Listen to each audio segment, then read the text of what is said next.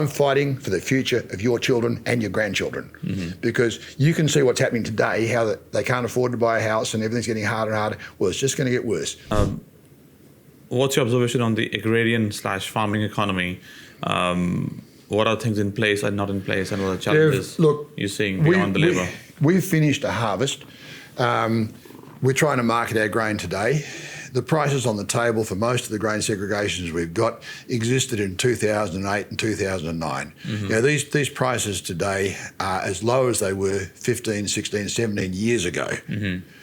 If we have inflation running at about 5% in our economy, and in agriculture it's more than that, for every $1 million worth of product that we sell, I need another $50,000 each year to remain in the same place. So when I'm talking about grain selling today for $40 or $50 a tonne less than last year, and sitting around the levels they were in 2008, 2009, if anyone thinks that this has got a great future, they're not reading the tea leaves. We are in a very tight place, and when the state and federal governments handed down a wage increase, it was almost 4% a few months ago. How the hell am I supposed to get that back? Every builder put up the cost of building. Everybody employing labour accommodated the fact that the wages bill has gone up and put their prices up. Cup of coffee, $6.50 this morning. It used to be $4. So as the government messes about in our economy, and the cost of doing business goes up, they will pass it on. But I'm sorry, I can't say to India or China or Japan or Korea, I've got some cost increase in the system here, so I'm putting the price of wheat up by $20 or $30 a tonne. I can't do that. And so we're riding on the back of a fairly good year this year, season-wise, and so it's disguised the fact. But what we're trying to do is finite. We can't keep doing what we're doing in the face of a government that is totally indifferent to the impact. And what I've said is that, and no one seems to want to pick up on this one, but we should have a small body of bureaucrats who analyse all legislation before I hate the word bureaucrats, but to analyse legislation before it enters the state or federal house and simply say, what will be the impact of this legislation on our cost of production and our exporters? And if the impact is negative, it shouldn't even go to Parliament. End of story. This is not complicated. I mean, if you're about to pass a piece of legislation, you need to carry out an impact study, financial impact study. And this should be done before it, because again and again we see these pieces of legislation float through state and federal parliaments that decrease the capacity of our nation to compete, and no one gives a damn. No one even wants to discuss it. But it just, we're dying the death of 1,000 cuts, and no one seems to know about it.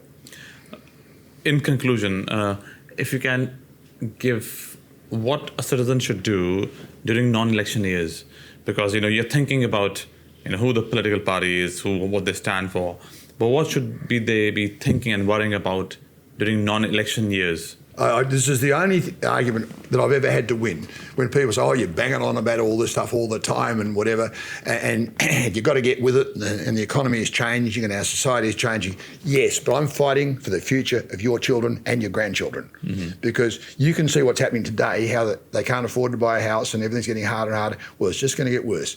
If you want to protect the future of your children to an education and a house and a lifestyle commensurate with yours, think about the policies that are in place, because this is the fight I'm having.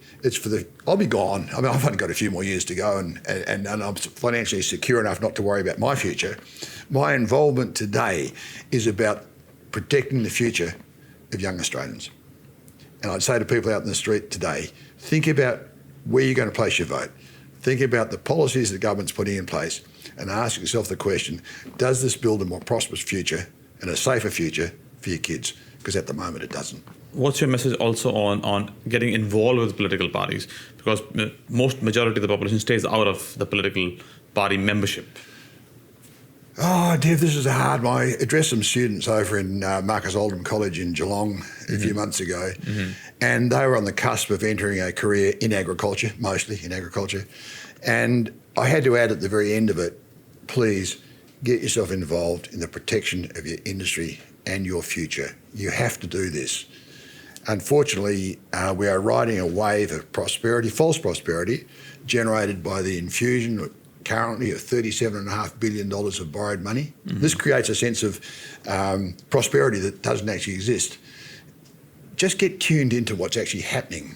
Open your eyes up to more things than what's happening in the footy on Saturday afternoon. Have a think about the economy into the future and the impact it will have on your kids.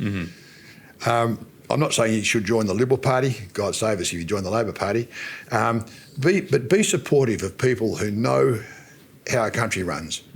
And more than anything, we have Norway, a sovereign fund. They invested all their money from minerals and mostly oil into the future education and health. They've got this massive fund of money. Singapore's another nation. Lee Kuan Yew had some fabulous things to say about Singapore and about Australia. Yeah. And he was very critical of Australia. He said if you become a Singaporean citizen, you take a share in this wealth fund that we have, this massive amount of investment. As a citizen, you become a beneficiary of this amount of money. You sign yourself up as an Australian citizen, you're signing yourself up for nearly $1 trillion worth of debt, or you're sharing it. And the fact that we've allowed our country to fall itself $1 trillion in debt, what have we got for it? So much of it has been blown away on social stuff, and there's nothing to show for it. At the moment, we have ramping in our hospitals in West Australia. There's so much that isn't working here because the money's been spent in the wrong place. Take responsibility for what's happening here and tell the political parties that you're not prepared to support them if they keep going with this policy. And look, I'd always regarded Pauline Hanson as being a bit out in the fringe. I'm seeing her as being an alternative that a lot of people might turn to. Thank you, Tony. Thanks a lot. Yeah, thanks, mate.